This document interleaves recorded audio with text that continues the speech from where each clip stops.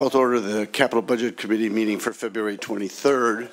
We have one item on executive session, which happens to be the capital budget, is developed in the House, but we will, because we're graced with the presence of a couple of senators, we will go to the briefings on their bills. And the first one is Senate Bill 5789. Good morning, Mr. Chair. John Wilson, DePaley Committee staff. I'm briefing on Senate Bill 5789, sponsored by Senator Mullet, concerning the sales and use tax for school construction assistance program capital projects. For background, the School Construction Assistance Program, or SCAP, provides state financial assistance on a formula basis to school districts for constructing new and remodeling existing school buildings. School districts are responsible for securing local funding for construction projects. And if a district is eligible, the state provides partial funding based on formulas, allowances, and costs related to certain aspects of a construction project, and these are called recognized project costs. Recognized project costs include construction costs, architectural and engineering fees, furniture and equipment, and other related costs. Included in the recognized costs is also the state and local sales tax up to 7%. Included in any remaining sales tax above 7% is paid entirely by the school district. And for additional context, non-recognized project costs are those costs that exceed the formulas and allowances under SCAP, which includes the sales tax above 7% and any square footage per student above the SCAP formula. The percentage of recognized costs the state pays is then determined by a formula called the funding assistance percentage, which is set forth in statute. The percentage varies by local districts' ability to raise funds measured in terms of the assessed value per student and the number of students in a district as compared to the total state assessed value per student. Under the bill before the committee, the SCAP formula is modified so that the state will pay the full sales and use tax levied on all costs chargeable to a project funded through this program. A fiscal note is available from OSPI indicating costs of $69.7 million in fiscal year 25 associated with the bill. Subsequent estimates from OSPI have revised that cost to $59.3 million based on changes to anticipated SCAP program demand for this July. Subsequent biennium costs on the bill were estimated at $254 million in 25-27 and $280 million in 27-29, but those would be highly variable depending on school district bond passage and demand in the program. That concludes my briefing. Happy to respond to questions. Thank you. Thank you, John. Any questions? Representative Callan. Can you just go back through the part where you said it was modified right towards the end of your briefing? My question is, just for clarification, how this applies to school districts who don't qualify for the SCAP program. Sure. To receive what's effectively a sales tax rebate, you'd have to be participating as a district in the SCAP program. So districts that are not participating would not be eligible for that funding. All right. Thank you. Any other questions? Senator Mullet, welcome to the House Capital Budget Committee. Thank you, Chair Thuringer. I know you guys have important work. I'll try to be brief for the record. I am Senator Mark Mullet from Mid-Squaw, representing the 5th Legislative District.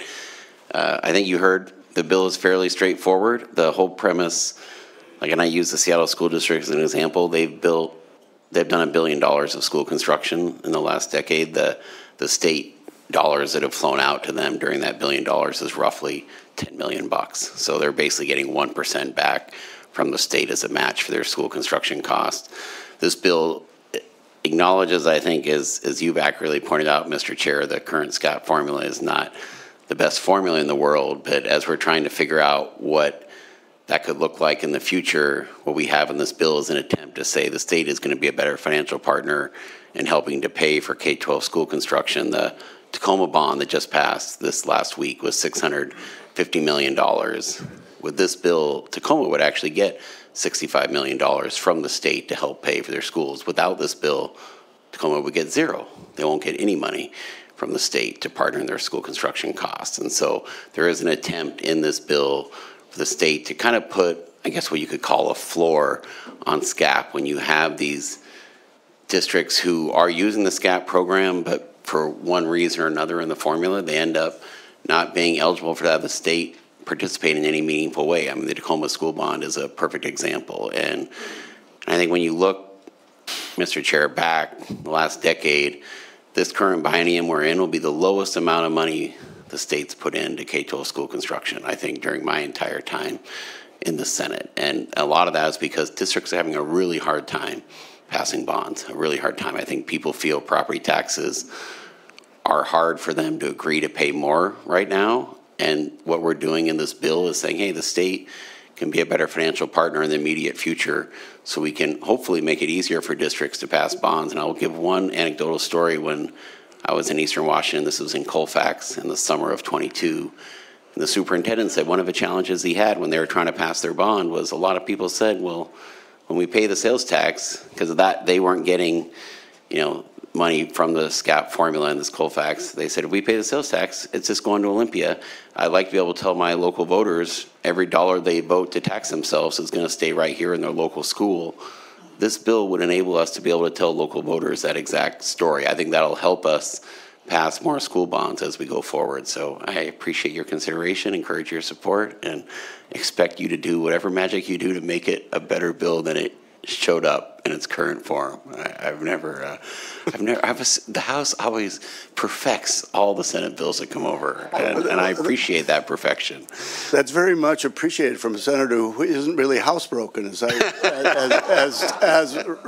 Senator Javier was. But I appreciate, I think in our discussions, we're trying to figure out a different way to do SCAP and to make the state's partnership with districts more transparent and actually more effective to help them.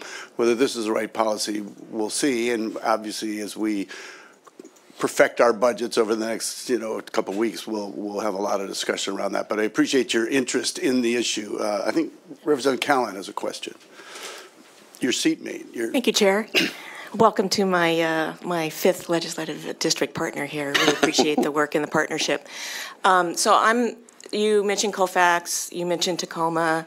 Their qualifications in actually being able to qualify for the SCAP program, and the requirement in the bill that you have to be in the SCAP assistance, qualify for the SCAP assistance to get the So like you could look at help me understand. So like Seattle School out. District is, SCAP eligible in the sense that like they can go through the SCAP program. It's just the formula doesn't end up giving them any state support. And so there is and in Tacoma's example, like elementary school, they're not officially SCAP eligible because they're overbuilt out of that level, but middle and high school they would be. So there's a variety, as I think the chair here has acknowledged, it's a very complicated formula. And so I think this is trying to put kind of a simpler touch on a very complicated formula, which is saying, okay, because of all these different permits, like in Tacoma's example, like they have an extra high school. So when they shift kids around, they can put them in the extra school. I think as West School District, we have a similar example. Well, that makes it look on the SCAP formula, they're very overbuilt. And because they're very overbuilt, it's basically saying, why would we partner with you on your school construction? And so that is why a lot of the districts who would be normally eligible, don't end up getting any money from the state. So to qualify in that case, they wouldn't be eligible for the sales tax?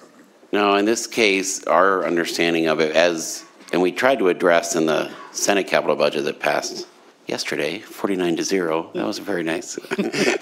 It did clarify the districts that just passed the 7 bonds last week, because we wanted to make sure, even though those districts passed the bonds before, obviously, anything was going to pass in terms of the budgets of the bills, we do actually clarify those districts are eligible for this sales tax support from the capital budget, because obviously the operating budget gets to keep all the sales tax and continue to use it for the programs they choose to use it for.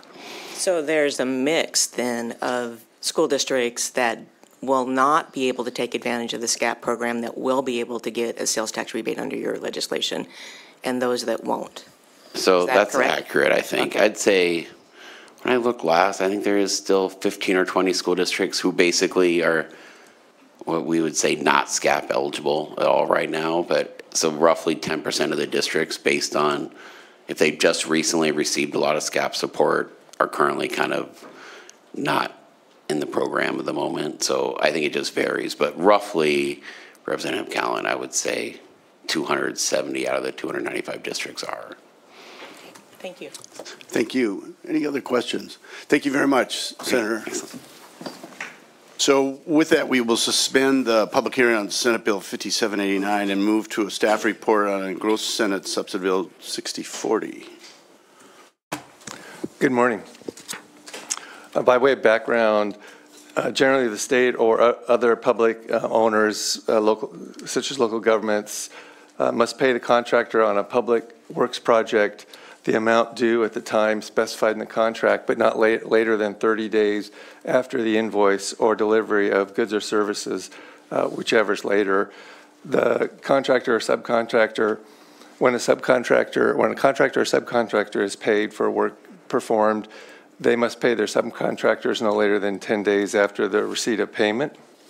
In the event there's a good faith dispute over all or any portion of the amount due from the state or other public owner to the prime contractor, then, or between subcontractors, then the state or public owner can withhold no more than 150% of the amount in dispute. The Office of Minority and Women's Business Enterprises certifies minority and women-owned businesses to participate in public contracting and procurement. Under Engrossed Substitute Senate Bill 6040, the state must pay a prime contractor within 30 days for work satisfactorily completed or materials delivered by a subcontractor that is a woman or minority-owned business as certified by the Office of Minority and Women's Business Enterprises or otherwise recognized as a women or minority-owned business. The prime contractor and each higher tier subcontractor must then make payments within 10 days to its subcontractors until the subcontractor that's a minority or women or minority-owned business receives payment. There's a fiscal note in the EBB. It shows no costs except for a very small cost to the Department of Transportation. I'd be happy to answer any questions. Any questions for staff? Thank you, Charlie. Welcome, Senator Valdez. Good morning, everyone. Thank you, Chair Theringer, Vice Chair Cowan, Ranking Member Barno, members of the committee. For the record, Javier Valdez, State Senator from the 46th District. I also just want to piggyback on Senator Mullet, who just spoke about, or I think you commented, Chair Theringer, for those of us who were in the House. I certainly appreciate all the fine work that the House staff has done to perfect Senate bills. So I want to thank them for that. This bill is actually really about prompt pay. It's no secret that the backbone of our economy, and not only our country, but our state, are small businesses. And this also applies to our contractors who are doing the work on behalf of our state agencies, in particular our two largest ones, Department of Enterprise Services and WSDOT, Department of Transportation. I've started working on this bill last summer, working with our stakeholders and our small businesses, as I've heard over and over again about the difficulty sometimes in ensuring that if you're a subcontractor for one of our state projects, or even a Tier 3 or Tier 4 all the way down, it's difficult at times to get paid promptly after they have completed their work, and the prime has been paid by the state and is simply just has yet to pay them, or they're just having some issue, getting that payment. So I worked on this bill throughout the summer and the fall. As it came through the Senate, it was a little bit more bold and ambitious, but we had to scale that back. And actually, what you see in front of you now is actually what I worked with final language with DES and WSDOT. They're telling me this is their current practice, but it's just in their internal rules. And so just want to really make this permanent throughout our projects. You will hear from on testimony, people signing to testify from some of our small businesses out there, talking about their experiences in getting paid promptly as a sub, or again a Tier 3 or Tier 4 down the road. And I just think this is very overdue for our small businesses, again, who are doing a lot of good work on behalf of our state and our state projects. Thank you, Senator Vandal. Any questions for the Prime? Yes, Representative Eslek. Thank you, Chair. So what you're saying is that they're getting paid from the state. It's the Prime that is not sending it through promptly. Is that true? Well, yes, so that's what I was working on. Again, I've heard many comments from our smaller contractors, the subs, the tier 3s, tier 4s down the road. There are examples, I'm sure WashDOT and DES can tell you, because of disputes, obviously, sometimes the prime may have a delayed in payment, and so that, of course, delays payments to the subs. But again, this, as the bill is written right now, it says that 30 days after the state has accepted and saying the work is complete, the state must have 30 days to pay the prime, and then after that is made, then the subs have to be paid within 10 days. Any other questions? Seeing none. Thank you, Senator. Thank you very much for having me. Thank you. So we will suspend the public hearing on engrossed Senate Senate Bill 6040 and go back to executive session and for a brief staff report.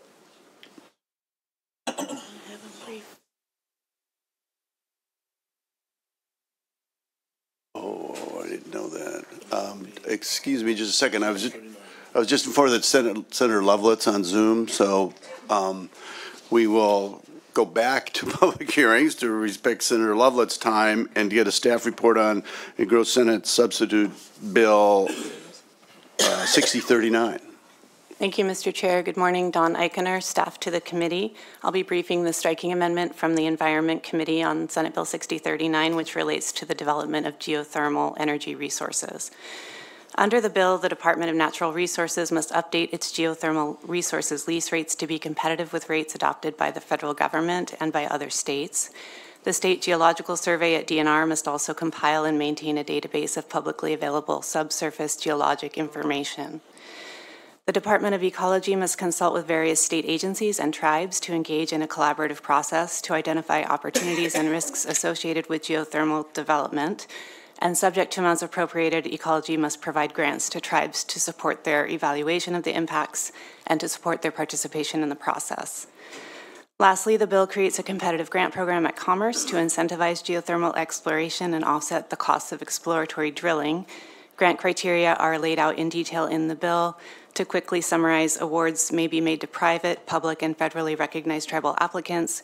Grants for private recipients can't exceed half the project cost, and for public applicants, no more than 2/3. And all results of the drilling performed with grant funds must be made publicly available and submitted to the database. There is a fiscal note available in the EBB. Cash receipts that could result from DNR updating their lease rates are indeterminate. They currently have one application pending for a geothermal proposal. Operating costs are spread across multiple agencies and are driven by the collaborative group process, database development, and grant administration. Operating estimates across all the agencies total $2.2 million in fiscal year 25, $3 million in the 25-27 biennium, and $1.6 million in 27-29. Grant funding for tribes through ecology is subject to appropriation and indeterminate. Capital budget costs at Commerce for administering the grant program are estimated to be about $540,000 per fiscal year through 25-27 for 3.8 FTEs to administer the grant program, and grant funds are subject to appropriation. Happy to answer questions. Thank you. Any questions for Ms. Eichener? Thanks for the report. Senator Loveland, to speak to your policy. Thank you. Good morning, Mr. Chair, members of the committee. I'm Senator Liz Loveland. I represent the 40th Legislative District, the San Juan Islands and western portions of Skagit and Whatcom County. Many of you have gone on the Denmark trip to go study their incredible energy systems. But before I landed in Denmark, I took a stop in Iceland, and I had the opportunity to speak with folks in their government about their incredible geothermal energy system and the way that they distribute that around their country. What was really incredible in the way that they described it was that they were one of the poorest nations in Europe around World War II. And a lot of that was because they were importing energy from other places. They were importing coal, they were importing oil, and they saw the development of their geothermal network as being foundational to their independence and to their prosperity. They now are one of the most wealthy nations in Europe, and they count their ability to have internal energy generation as being absolutely integral to that independence. So before you is a bill that has been very well calibrated. We really wanted to ensure that we were creating a new path towards energy development. Tribal nations.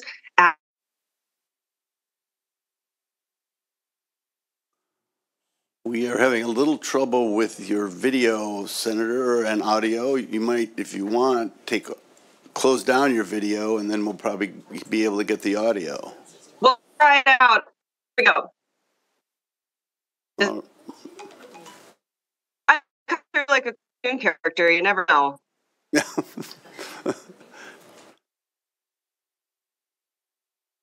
So yeah.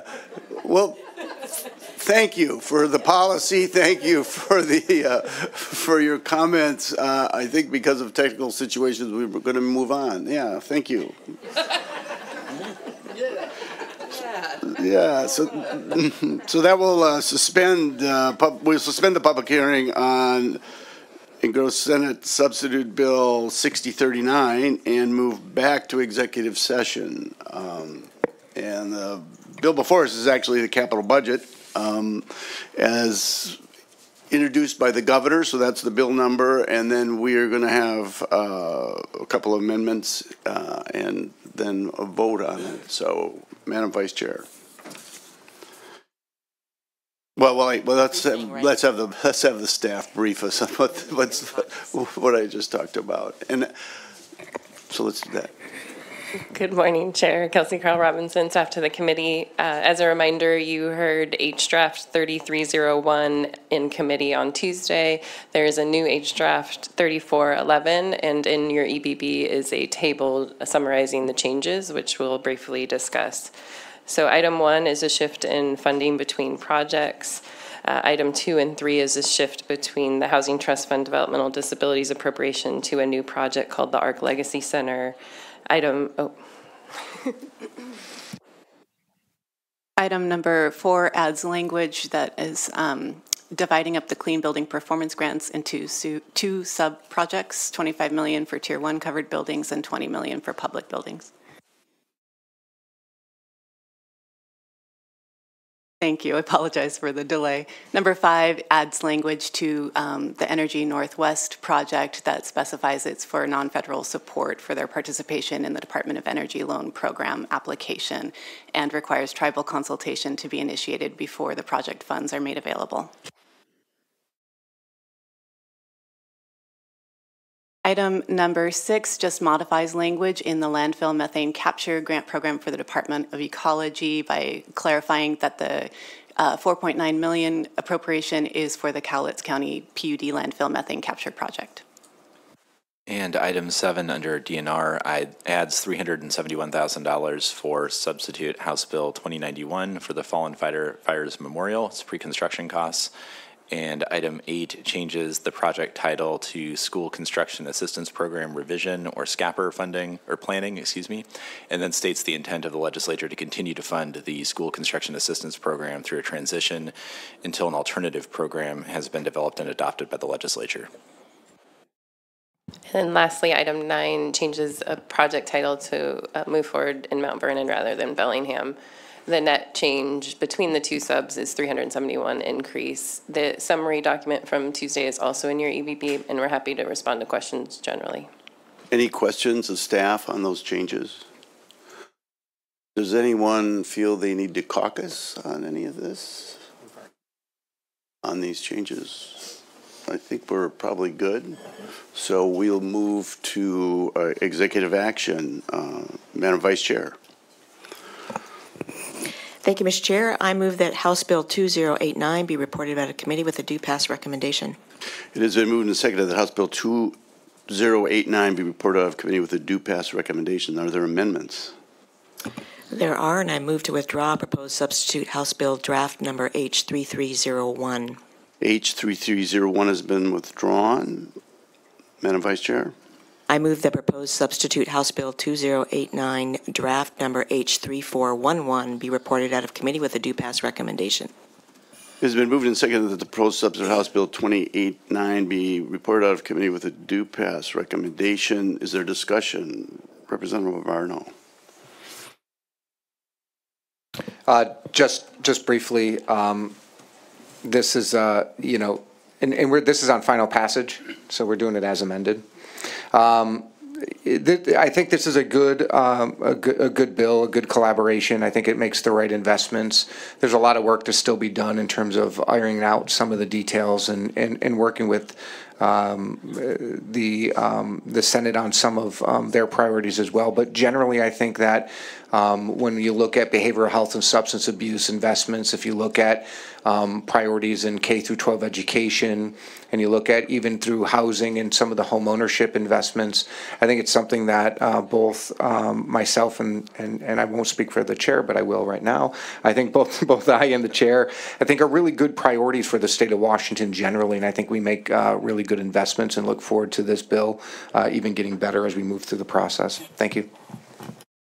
Thank you, Representative Barno, and I would just say I would agree with your comments. One of the, I think the joys, I guess, of this committee is that we do work in a very bipartisan way with excellent staff to develop a proposal. As members of the committee may notice, we did make some changes. Probably the next opportunity to make changes is when we go into conference. You know, and these were mainly technical changes, but as we go to conference, there will be changes. And you know, if issues arise or we've misnamed a project or something like that, we're more than open to that. But the process will be we will move this out of committee and then we will go into conference with the Senate and work out what will be a final budget. But I think this is really good work, and it really addresses a lot of the issues that our chamber, the House chamber, needs. I think the diversity of the investment around the state that this budget represents is important. And as we go into conferences, it'll be our effort to try to maintain that. So are there any other discussion? Seeing none, it has been moved and seconded that the proposed substitute House Bill 2089 be reported out of committee with a due pass recommendation. I think we could do an expedited roll call here.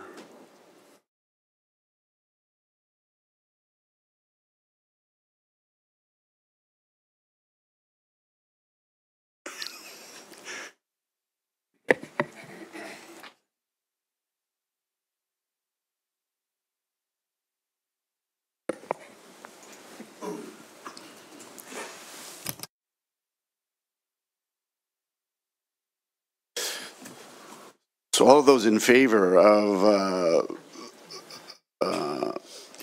voting substitute House Bill 2089 voting substitute House Bill 2089 out of committee with the due pass recommendations signify by saying aye. Aye. All those opposed, the same.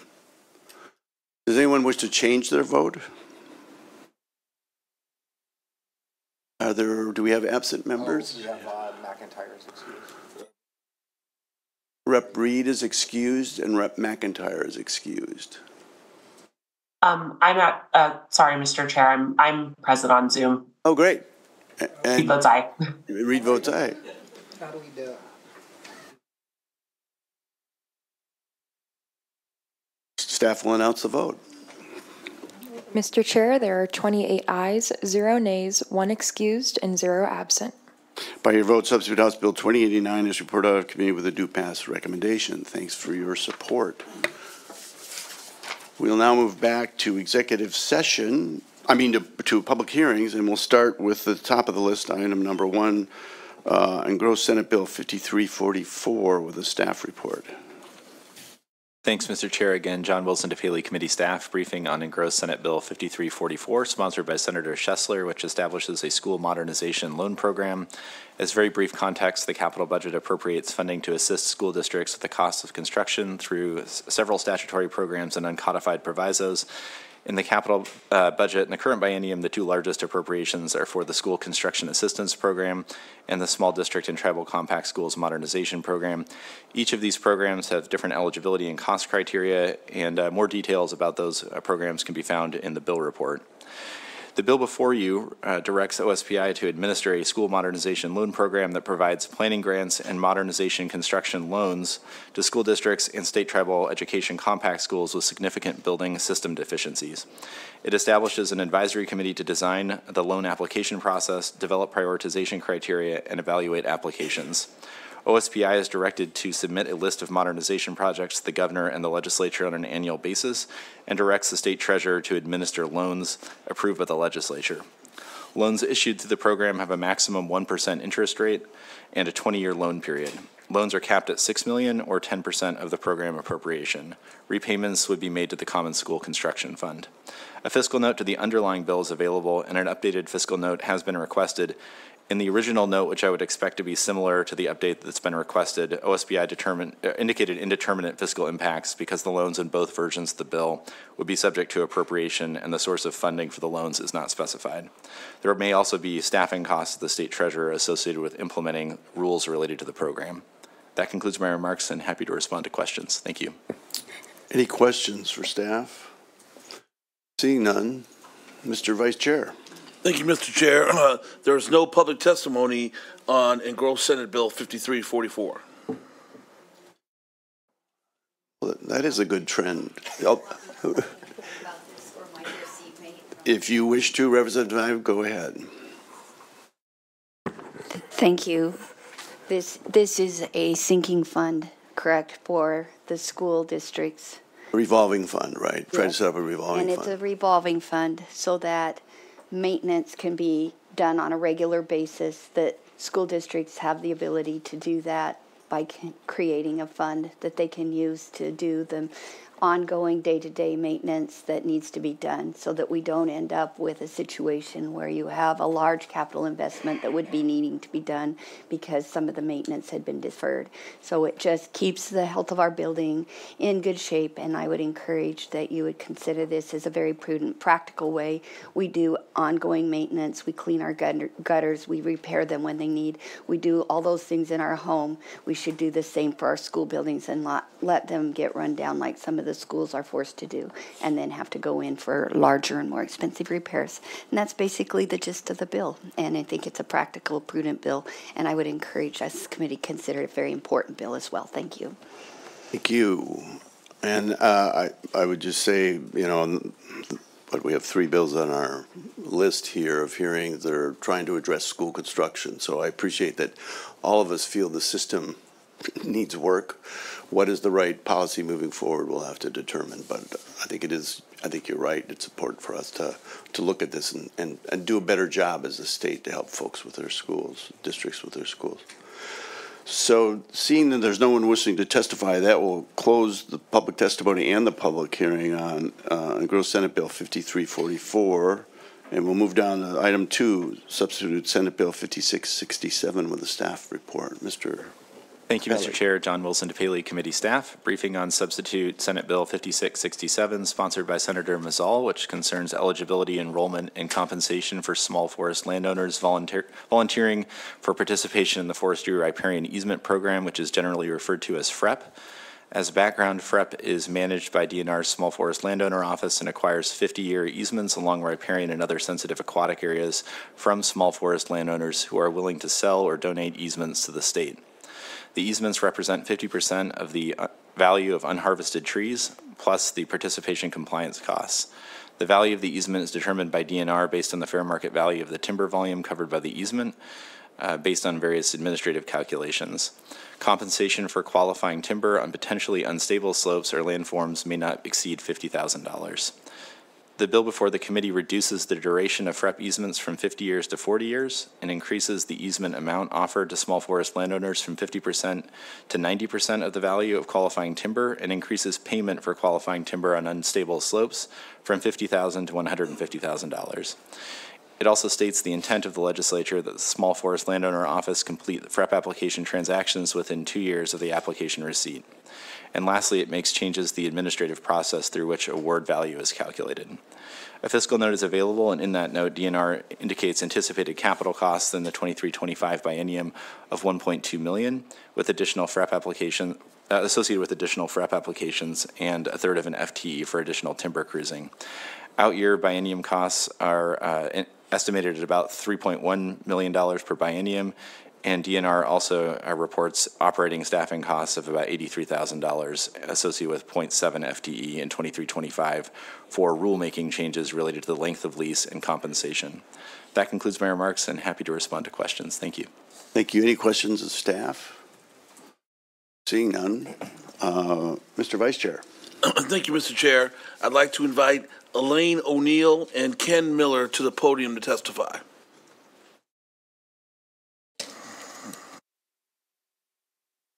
Good morning. Welcome to the capital budget. Thank you.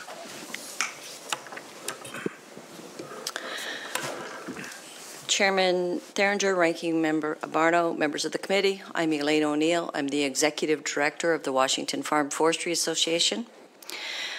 DNR data show that about $3 million per biennium has been expended to cover these easements in the past 23 years. That cost, well, the minimum is 50%. That cost covers an average payout of 62% of the crew's timber and about $30,000 per year per easement for the admin for DNR. With expected efficiencies from a flat 90% payment, the average demand for FREP payments is likely to be about $3.1 million as reported. Per biennium, or slightly less than half of the $10 million targeted towards FREP in the Climate Commitment Act's Natural Climate Solutions account. Once everything is brought current, we had about an 8-year lag in payments.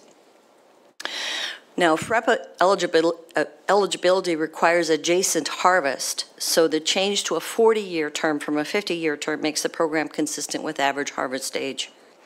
The 90% payment covers the real and substantial timber value to the landowner arising from the forest and fish buffers. And I'll make a note that it's especially important for landowners who are disproportionately affected due to the high number of streams and therefore the high proportion of buffers on their forests. In some instances, up to 80% of their land has to be set aside under the forest and fish. So we're asking for your support for this policy change so that we can support small forest landowners and keep them on the land. Happy to answer any questions. Thank you, Ms. O'Neill. Go ahead, Mr. Miller. Good morning, Chairman Theringer, Ranking Member Abarno, and members of the committee. For the record, I'm Ken Miller, a small family forest owner here in Thurston County that also represents statewide small forest landowners in the Forest and Fish Adaptive Management Program, where we've tried in vain for over 20 years to achieve the regulatory promises in your 1999 forest and fish legislation intended to mitigate disproportionate impacts on smalls. SB 5667 will finally close the forest and fish mitigation gap due to the disproportionate impact of forest and fish on smalls. From an overall forest and fish process standpoint, this bill will finally allow my caucus to become full partners in doing what is best going forward for our forest economy and those that depend on healthy forests and riparian zones. We've enjoyed near unanimous support to this point, and we thank you for your long-term support for small forest landowners. I'd also be happy to answer any questions. Thank you. Any questions of our two panelists? Seeing none. Thank you. Thanks for coming to testify. Thanks for your work. Mr. Vice Chair. Thank you, Mr. Chair. That concludes the public testimony for substitute Senate Bill 5667. So that concludes the public testimony and the public hearing on substitute Senate Bill 5667. We'll now move down to Senate Bill 5789, which we had the staff report and comments from Senator Mullet. So we'll move to folks wishing to testify, Mr. Vice Chair.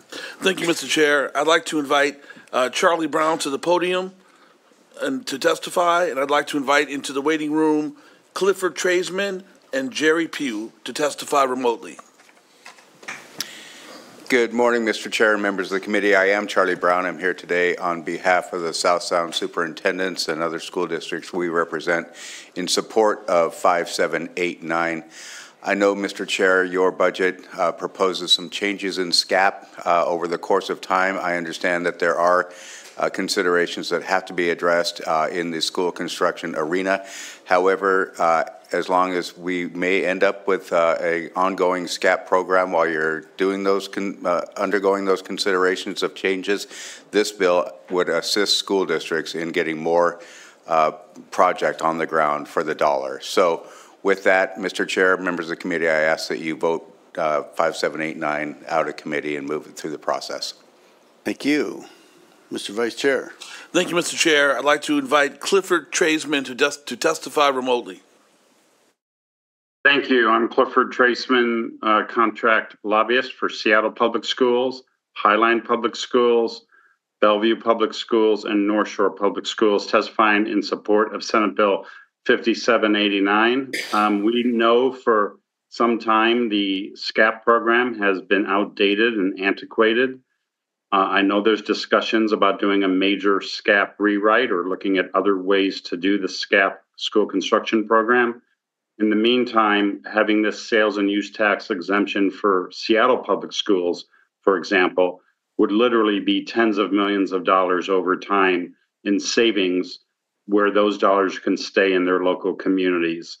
These schools are community assets that benefit the whole community. To keep those dollars locally would go a long way to making those projects more efficient and helping school districts, certainly until we ultimately address the SCAP in a comprehensive way, if nothing else. So with that, thank you very much, and I hope you'll move 5789 forward. Thank you. Thank you. Mr. Vice Chair. Thank you, Mr. Chair. I'd like to invite Jerry Pugh to testify remotely. Welcome. Thank you. Good morning, Chair Theringer and committee members. I'm Jerry Pugh, Superintendent of Colfax School District. We're a district of 530 students in southeastern Washington.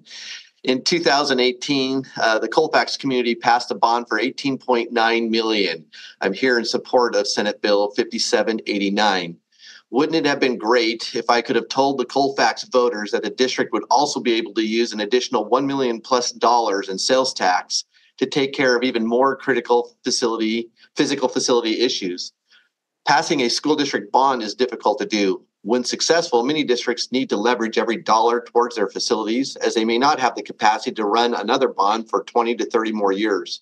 Schools not having to pay sales tax on local bonds allows schools to remodel and complete critical facility needs that would otherwise be passed over because of lack of funds. This includes making our facilities more energy sufficient and compliant. Please support Senate Bill 5789. Thank you. Thank you. Thank you for your testimony, Mr. Pugh. Mr. Vice Chair. Thank you, Mr. Chair. That concludes the testimony on Senate Bill 5789.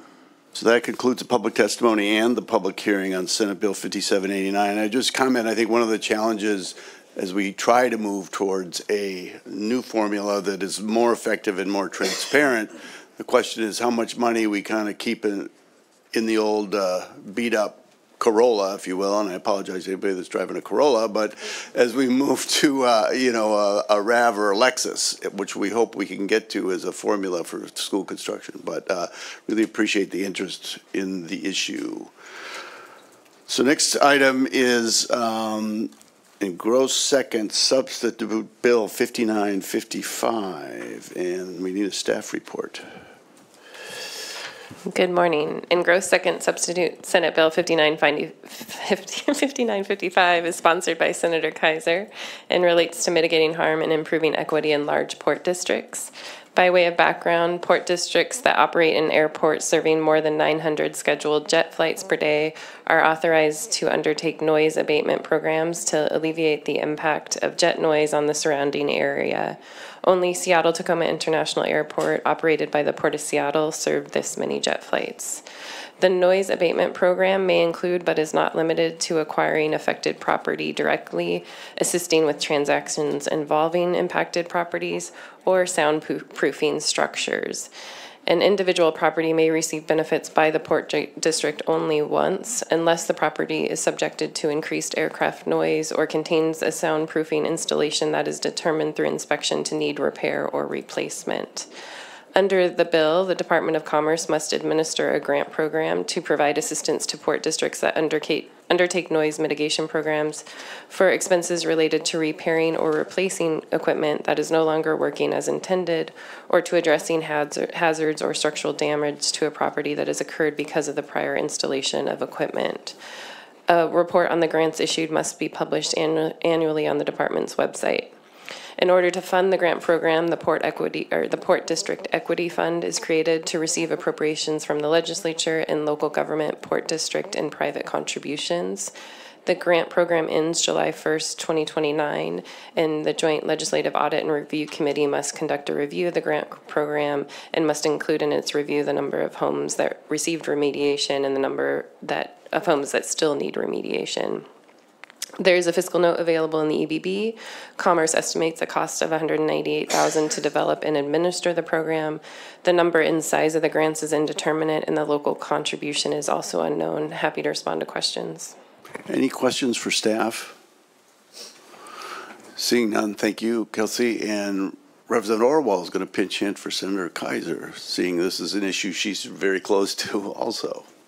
Thank you, Mr. Chair, and members of this very esteemed committee. For the record, I'm Tina Orwell, and I have the honor of representing the 33rd Legislative District. And we've been teaming up on airport issues, and I want to thank Senator Kaiser. I had the House version of this bill, and I call it the trifecta because we really have been teaming up with our cities and our community leaders, the bill in front of you. And I'm also happy to report that we reached an agreement with the airport. And so when I tell you about my district, it's beautiful. It is culturally rich. We have 140 languages spoken in the Kent School District, but we also have a very large airport. In fact, it's one of the fastest growing airports, and there's about 1,000 flights a day. There are times where there's 2 flights in a minute. So it's a lot.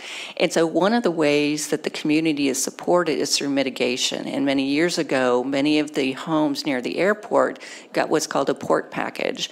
It's like triple pane windows and insulation, and other things to help kind of mitigate the noise. What we found is a lot of these packages have failed. So we went to see Mr. Lee in Sea-Tac, and he retired early from Boeing to take care of his wife who had a stroke. And you cannot see through any of his windows. They have all failed, and they're also infested with mold. The company that installed his and did about 1/4 of the windows went bankrupt. And so, it cost about $100,000 to really come and replace all the windows. And a lot of families in my area really cannot afford that. And one of the problems we have is that we passed a bill 3 years ago that allows us to fix those packages, but the federal level has not. And so we've been trying to partner with the port on looking at local dollars so we can move forward.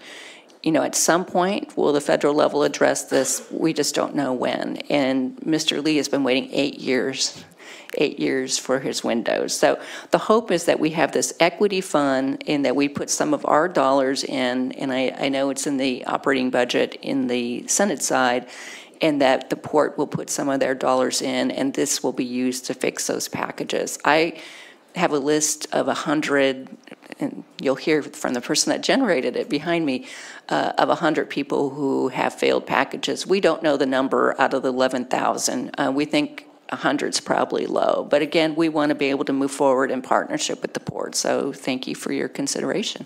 Thank you, Representative. So the major sound abatement and air quality abatement is quality windows that help. Absolutely. It makes a huge difference. Yeah, we have some air quality pieces we're doing in the budget as well. But again, it's hard to carry a conversation in the backyard of a lot of these homes, and we really want to make sure that inside that they get some buffer from that noise. Thank you. Any questions for Representative Orwell? Seeing none, thank you very much. Thank you. Mr. Vice Chair. Thank you, Mr. Chair. I'd like to invite Kyle Moore and J.C. Harris to the podium to testify, and I'd like to invite into the waiting room to testify remotely Tracy Buxton, David Ortman, and Denise Utley. And let me just remind folks that are testifying, we will have a timer for 1.5 minutes. So go ahead. Welcome. Thank you, Chair Theringer, and it's good to see my representative, Tina Orwell, here, and honorable committee members. I'm Kyle Moore, Head of Government Relations for the City of Sea-Tac. 42% of my city is an international airport.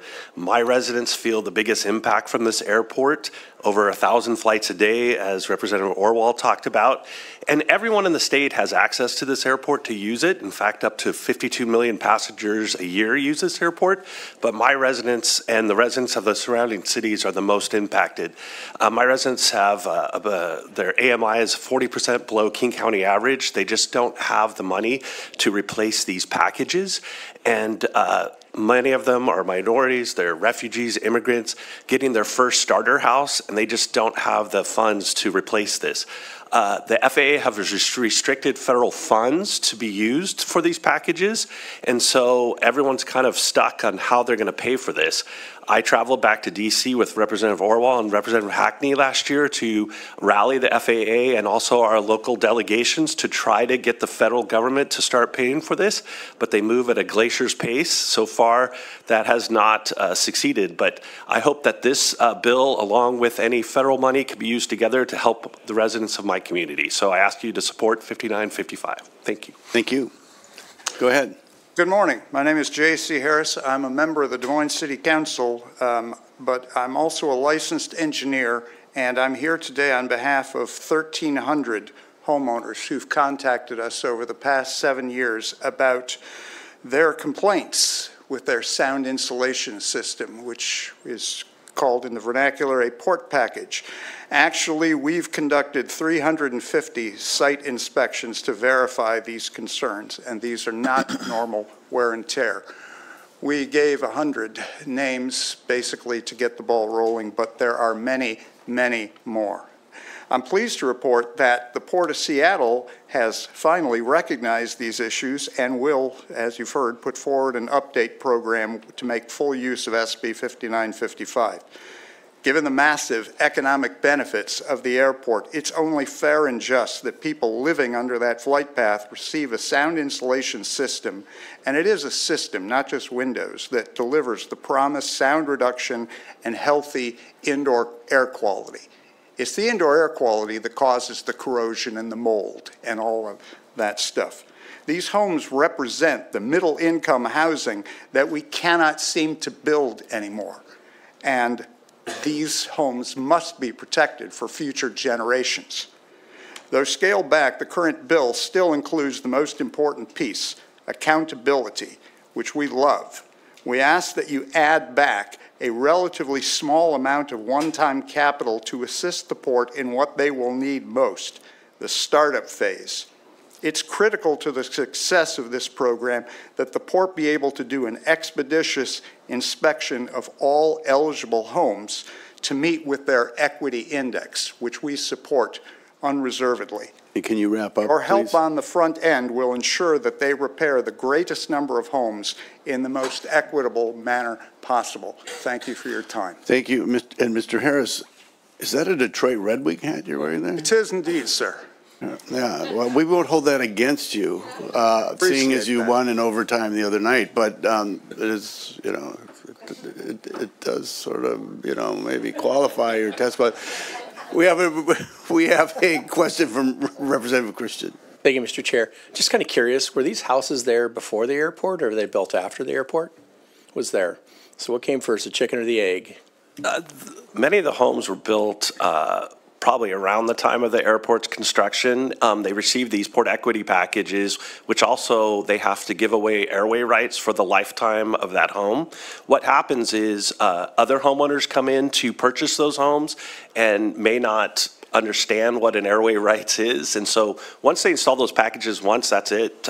And some of the, as Representative Orwell talked about, some of the contractors went out of business shortly after installing these windows, and they may not have been installed properly. It may not mean every window in every home. It may be one window, one door, some insulation. It's all determined by a 65 DNL, which was a standard set by the FAA in 1976. It's held true for 50 years, and this is how they determine what homes get these packages, and they want to eliminate that sound noise. If I may, there were about 200,000 commercial flights in 2000, okay? There are over twice that today. So when these homes were insulated, the sound profile was just completely different. It was like 3 to 5 minutes often between flights. Now there'll be parallel flights every 45 seconds. Thank you. Mr. Vice Chair. Thank you, Mr. Chair. I'd like to invite Tracy Buxton to testify remotely. Thank you, and good morning, committee members, and a special good morning to Representative Orwell. She actually came to our council meeting last night to represent citizens in our community, and so touche and kudos to you. Thank you, Tina. My name is Tracy Buxton. I'm the mayor of Des Moines, the runway city, because every household in my city is negatively impacted by airport operations. I'm supporting 5955, which passed unanimously in both houses. Thank you. Our nation has historically invested heavily to retain a significant place in the global economy with strategic focus on the Northwest and its ports. But Washington is now at a crossroads.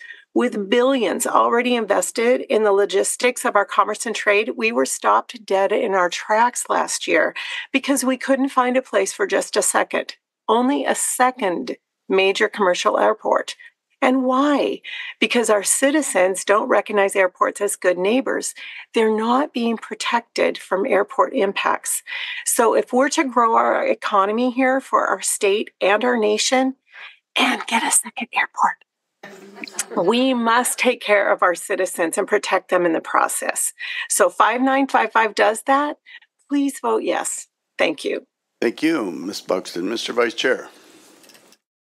Thank you, Mr. Chair. I'd like to invite David Ortman to testify remotely. Thank you. My name is David Ortman, and I live in Northwest Seattle. I have sent the committee written comments, and to summarize, Sea-Tac Airport causes environmental and health impacts, but I am strongly opposed to the bill as proposed for the following reasons. Sea-Tac noise and air pollution extend far beyond the limited impact area defined in Section 2. The Port of Seattle lied about the purpose of Sea-Tac Airport's third one-way, proposing it for bad weather operations. Commercial jet aircraft now travel in low-altitude turns, often under 3,000 feet, from 4:30 a.m. to 1:30 a.m. over Northwest Seattle and southern shoreline. We are an impacted area. In 2011, I filed a property tax petition documenting airport noise, and in 2012, the King County Board of Equalization issued an order reducing our property taxes due to airport noise nuisance down by Sea-Tac. In addition, this bill is inequitable. The polluter should pay, not Washington taxpayers or King County property owners with the port tax levy. Why aren't the airline polluters here testifying? We in Northwest Seattle get no noise or air pollution mitigation, but we are expected to pay for mitigation elsewhere.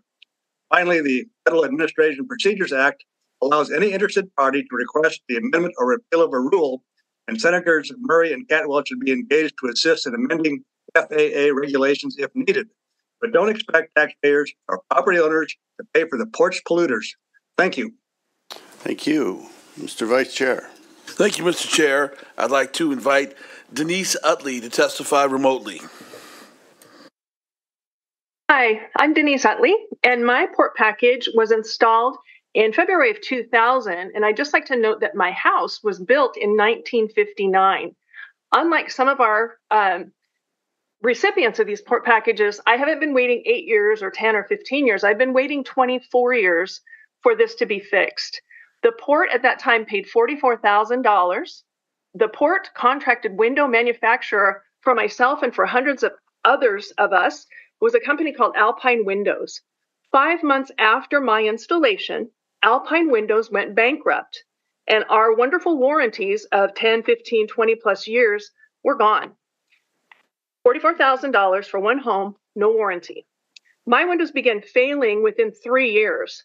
This included fogged glass, mold, leaking, and water damage to my wood framing and my drywall.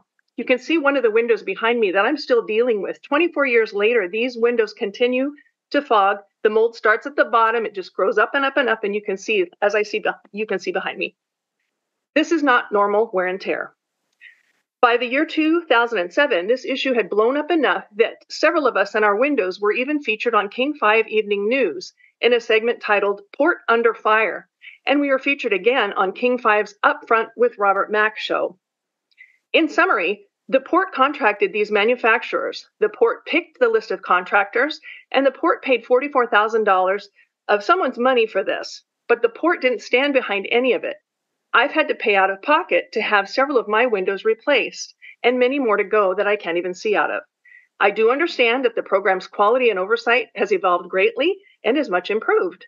Your support will finally provide help to all of us who weren't so lucky way back when by rectifying the damage done to our homes and will enable the port to finally make this bad situation right for us. Thank you. Thank you. Mr. Vice Chair. Thank you, Mr. Chair.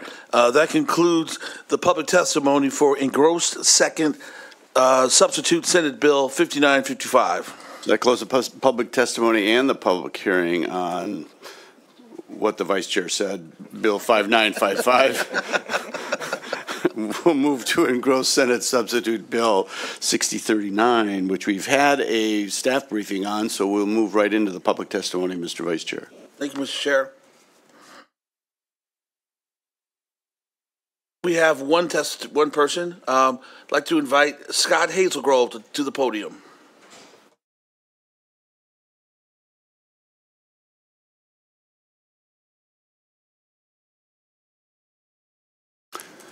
Good morning. Good morning. Thank you, Mr. Chair, members of the committee. Scott Hazelgrove before you today on behalf of the Whatcom Public Utility District in support of Senate Bill 6039. The bill before you is a programmatic bill to help support development of geothermal energy across the state. On behalf of the PUD, we'd like to thank you, Mr. Chair, and the committee for your support in providing a $500,000 appropriation to help begin this process at a site near Mount Baker, where the Whatcom PUD is partnering with the Nooksack tribe. The bill before you is a complement, not a replacement to that effort. It actually would use the work that we are doing initially that would provide a template for other areas across the state, especially Southwest Washington and Central Washington. The bill creates a series of tools and helps align state policy to move forward. It represents a positive investment in finding new resources that could potentially create electricity generation to help meet our growing demand. We encourage you to follow the path that many of your colleagues have followed in advancing this bill most unanimously through the process. Thank you. Thank you. Mr. Vice Chair. Thank you, Mr. Chair. That concludes the public testimony on engrossed Senate substitute Senate Bill 6039. Correct. That also closes the public hearing on engrossed Senate Substitute Bill 6039. So we'll now move to engrossed Substitute Senate Bill 6040. And we have had a staff briefing on this, so we will go right into public testimony. Mr. Vice Chair. Thank you, Mr. Chair. I'd like to invite Jerry Vanderwood and Michael Transu to the podium. And I'd like to invite into the waiting room to testify remotely Paula Sardinias, Brian Sims, and Janice Zahn.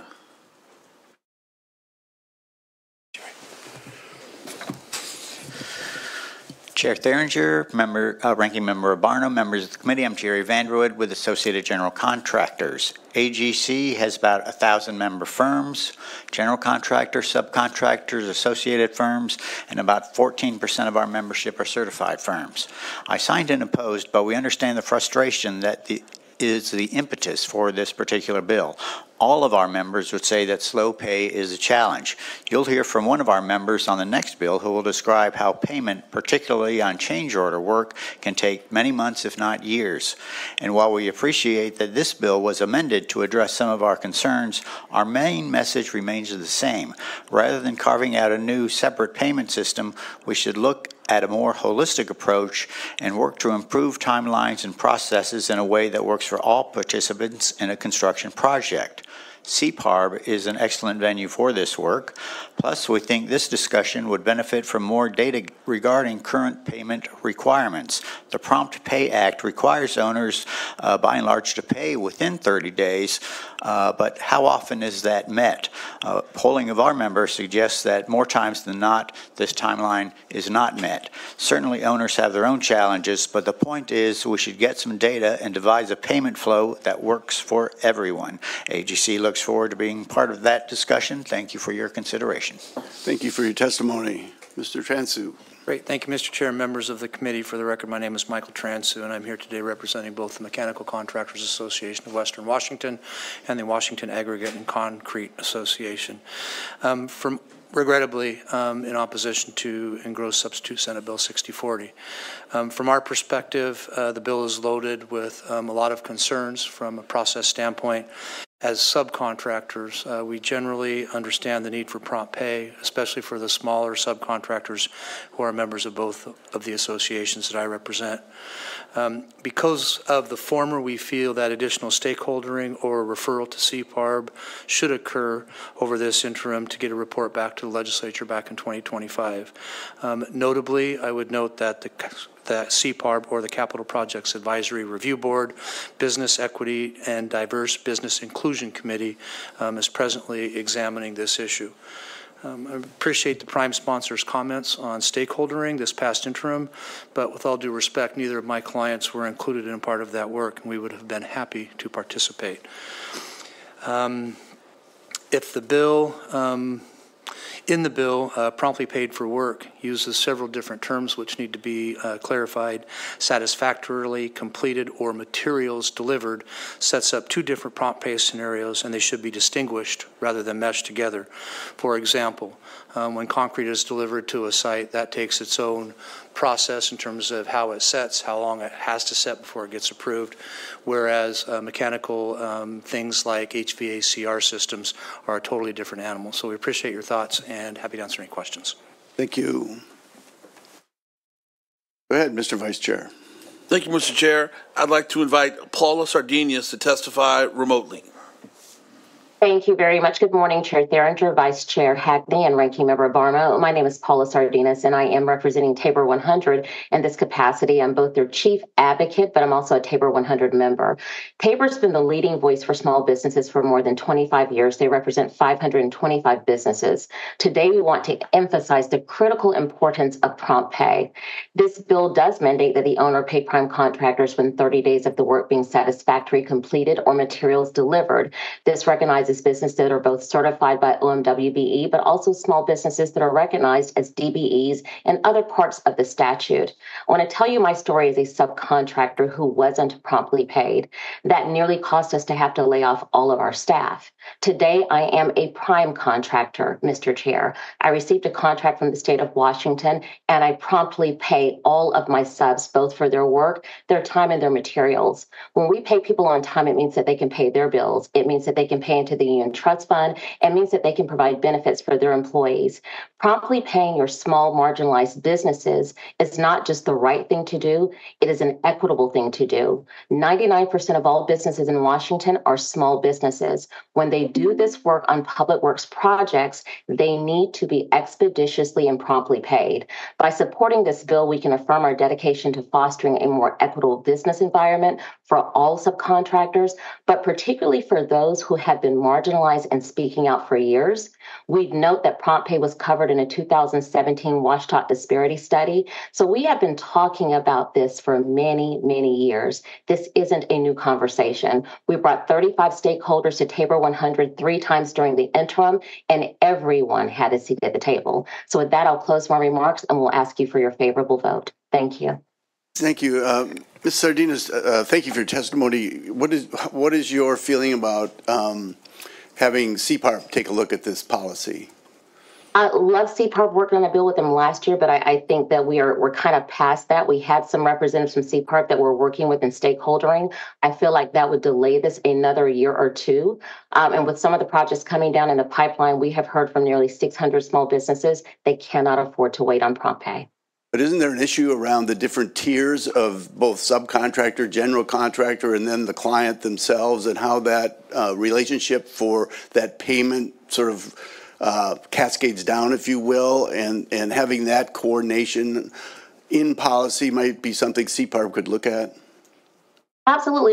Chair Theringer, we're certainly willing to have those stakeholder conversations. I think we did some language with Senator Valdez that addressed that said subcontractors at all tiers. Because I think what we were trying to avoid is exactly your point, right? Having some folks end up being the banks for others. So I'm thinking we fix that in the Senate language, but I'll take another look at the bill. If there's other work that needs to be done, we'd certainly be willing to have those conversations and entertain an amendment on the bill. Thank you. Mr. Vice Chair. Thank you, Mr. Chair. I'd like to invite Brian Sims to testify remotely.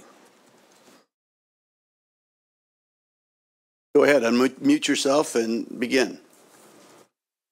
Mr. Sims, you're mute. You need to unmute your microphone, Mr. Sims. How's that? Perfect. Good morning, Chair Theringer and esteemed members of the committee, Representative Hackey and fellow attendees. For the record, my name is Brian Sims. I'm the president of the Evergreen Sign Company, and I stand before you fully endorsing SB 6040. This bill marks a significant step towards equitable treatment of subcontractors in public works, particularly those from marginalized communities.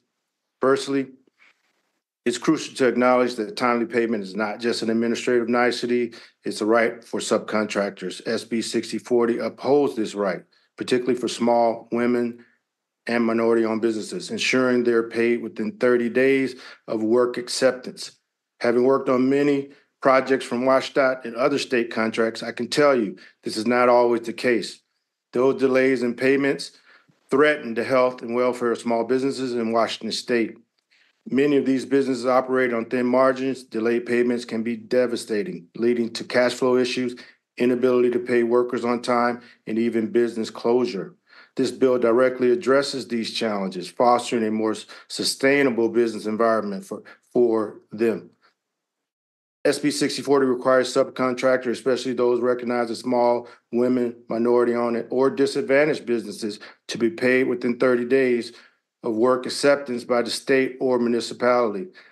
This ensures timely compensation, irrespective of when the prime contractor is paid.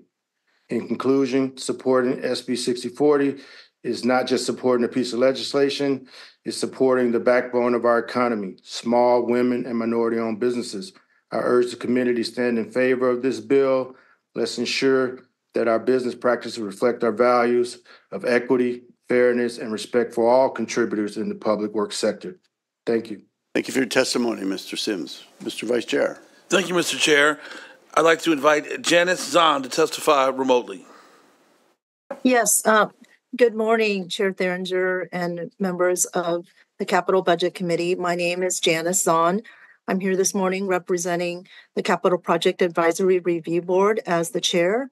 And I want to start by saying we appreciate Senator Valdez bringing forward this bill. I signed in as other just to provide you some information about what CPAR has been doing with our Business Equity, Business Inclusion Committee. And we have been centered on making sure that we are focusing on prompter pay and understanding the importance of cash flow for our small, women, and minority-owned businesses. As part of that work, we generated a best practices as well as some recommended bill language, I want to say 2 years ago. And we have been continuing to work on harnessing a community of practice, identifying improvements. And then we anticipate that we will be offering recommendations to you for the next legislative session for bill language changes. And a lot of what we're really trying to understand is what are other owners doing from around the state that helps with prompter pay? What are things that we can do to make sure that we are looking at language that makes sure that owners are paying as well as contractors in a timely way, recognizing that public works is about paying after the work has been performed, unlike the public sector or private sector where you can pay beforehand. Thank you. Thank you. And so thanks for your testimony, Ms. Zahn. And so you are working on this issue and would not be overwhelmed if we chose to have you do a more thorough review of this policy for us to be ready for next year.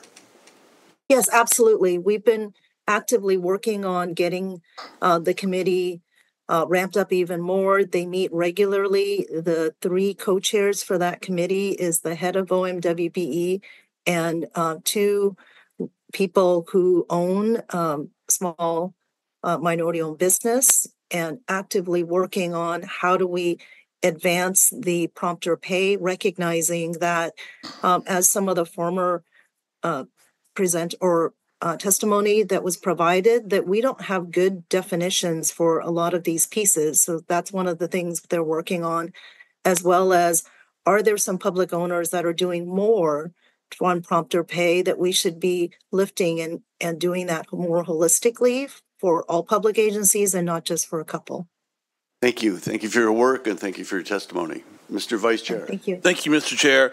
I'd like to invite Darcy Henderson and Albert Sardinius to the waiting room to testify remotely, with Ms. Henderson testifying remotely.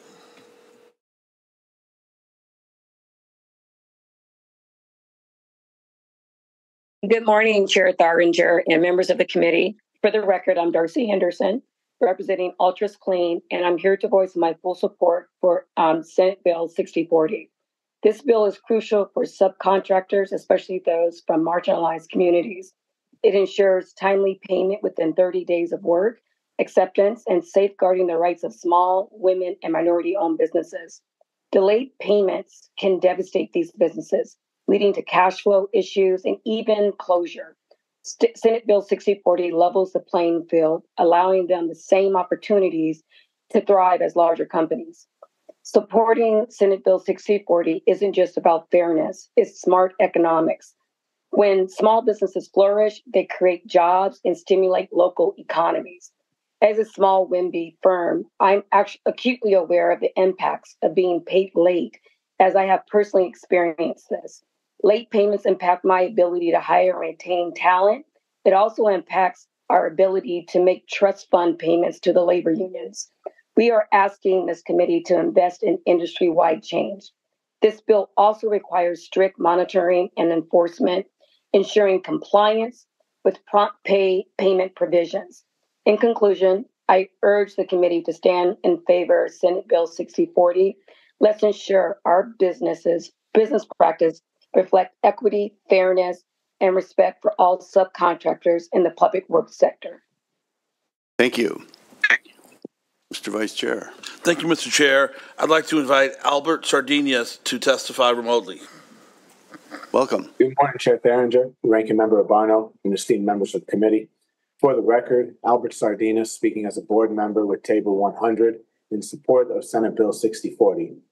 The goal of timely compensation is not merely a matter of administrative efficiency, but a fundamental right, crucial for sustaining and propelling economic growth within our communities. The economic impact of delayed payments on disadvantaged businesses cannot be overstated. These delays often result in cash flow constraints, hindering their ability to meet operational expenses and invest in growth opportunities. SB 6040 addresses these challenges head-on, providing a level playing field that allows small enterprises to thrive alongside their larger counterparts and to reach those same levels. We can no longer afford to kick the can down the road or place the burden of waiting on these payments on the backs of the smaller, more marginalized contractor. By supporting SB 6040, we are not just enacting legislation, we are laying the foundation for vibrant economic ecosystems. Small and minority-owned businesses are the lifeblood of our economy, driving innovation, creating jobs, and fostering community prosperity. When we prioritize prompt payment, we foster an environment conducive to sustainable economic development where every entrepreneur can succeed. With that, we'd ask for your favorable support on this bill. Thank you. Thank you. Thank you for your testimony. Mr. Vice Chair. Thank you, Mr. Chair. That concludes the public testimony for engrossed substitute Senate Bill 6040. So that concludes the public testimony and the public hearing on engrossed Senate Substitute 6040, and we'll move to Substitute Senate Bill 6192, and we need a staff report. Thank you, Mr. Chair. Don Eichner, committee staff. Substitute Senate Bill 6192 deals with change orders on public and private construction projects. For background, public works contracting law requires the state or a municipality to issue a change order for the full dollar amount of additional work not in dispute within 30 days after satisfactory completion. If this 30-day timeline isn't met, the state or municipality must pay interest at a rate of 1% per month on the undisputed amount. Under the bill, the change order requirements for public works contracts are applied to subcontractors and suppliers, as well as to private construction projects, with an exception for private residential projects with 12 units or less.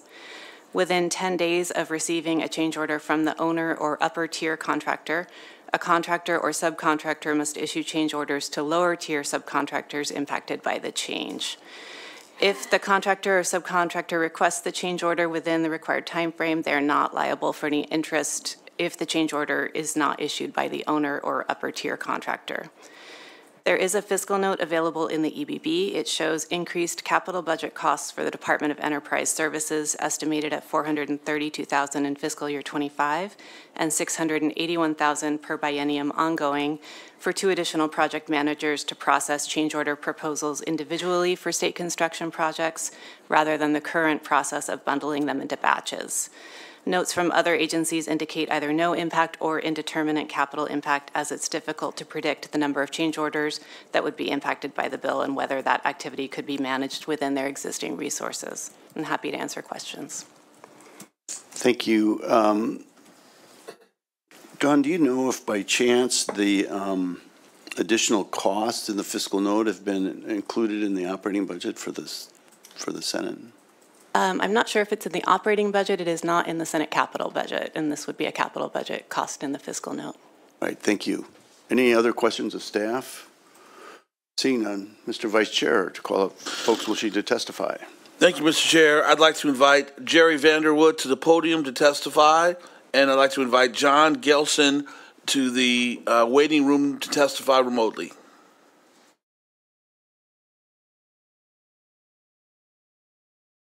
Chair Theringer, again, Jerry Vanderwood with AGC.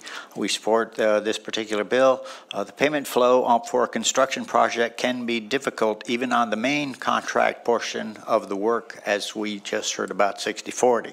But for change order work, while it's necessary, it can create significant cash flow problems for generals and subcontractors. The rules around when payment is to be made are not as clear, and as you will hear from one of our AGC members, it can take months, if not years, for firms to be paid on change order work. This bill provides some timelines around the issuance of change orders from owner to prime contractor through the tiers of the subs, which will expedite the payment process for everybody. We urge your support. Thank you. Mr. Vice Chair. Thank you, Mr. Chair. I'd like to invite John Gelson to testify remotely.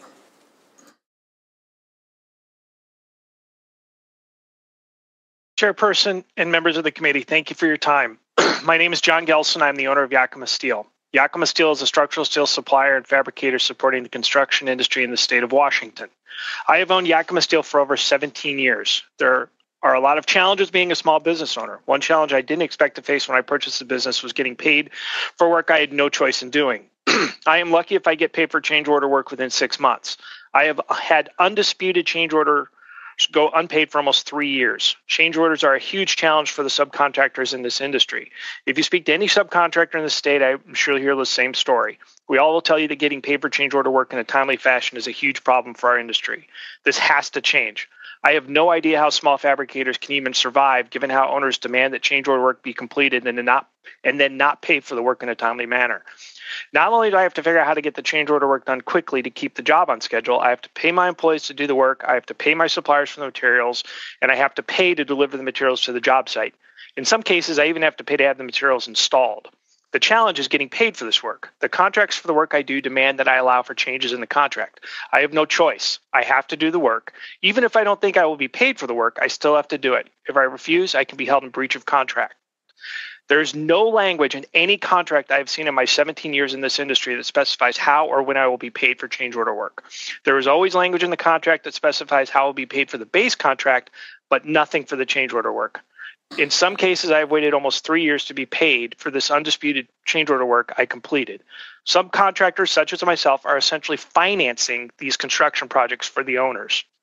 I want to be clear, there's no added cost to the owners to process these change orders in a timely manner. It won't take any longer, and there's no added cost. It is undisputed work. It is going to cost the same regardless of whether they pay for it in 1 month, 6 months, or 2 years. I would also like to point out that I believe this is an owner issue, not a general contractor issue. The vast majority of the general contractors I've worked with have been very supportive, but they are balancing my request with taking care of their customer. In the end, I believe the only way to resolve this is to enact legislation that will allow for small subcontractors to be paid for undisputed work in a timely manner or be compensated for financing the work. That concludes my remarks. I would appreciate your support on SB 6192. I would be happy to answer any questions. Thank you for your testimony. I don't see any questions. Mr. Vice Chair. Thank you, Mr. Chair. That concludes the public testimony for substitute Senate Bill 6192. So that concludes the public testimony and the public hearing on substitute Senate Bill 6192. And that concludes the formal part of our committee business today. I just want to remind members, these bills that we heard today will be on the executive list for Monday at 8 o'clock. Amendments for these bills need to be in by 4 p.m. today so they can get into the EBB tomorrow. And just remind folks that we do have a meeting at 8 o'clock on Monday. Is there anything else? I don't, Kelsey? The caucus rooms are unlocked if you'd like to caucus. If folks want to caucus, I may caucus with them for just 5 minutes. yeah, why don't we, there's no formal business, more formal business for the committee, so the committee's adjourned for caucus. So we're caucusing. The Democrats will caucus in hearing room E and Republicans